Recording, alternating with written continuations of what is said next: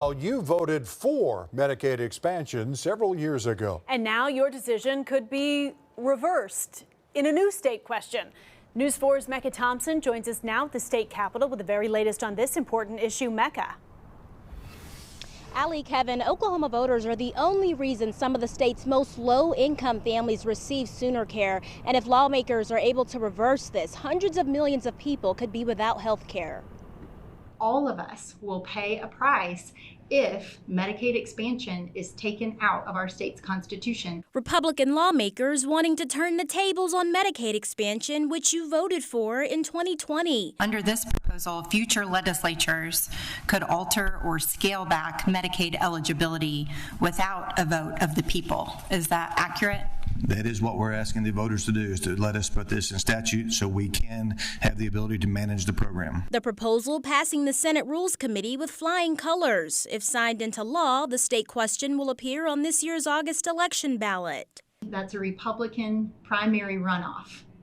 And so the author's explanation was it's open to all state registered voters, but we know who is going to be paying close attention to the primary runoff.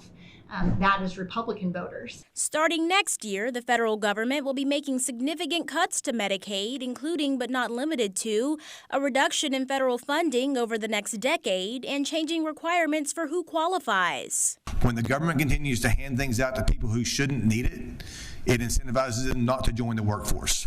This bill does absolutely nothing to cut Medicaid. It simply says that Oklahoma legislatures in the future will be able to manage the system better. In the state's $12.8 billion budget proposal for next year, only $250 million is put aside to manage Medicaid costs and expansion, which is half of the nearly $500 million requested by the Oklahoma Health Care Authority. It impacts every person that is in the medical industry, the providers, the administrators, the insurance companies, the pharmaceutical companies, all of the ones that do procedures, all of the specialists. They keep talking about the influx of people coming into Oklahoma. Well, those aren't doctors. Those are people that need doctors, and we are failing them.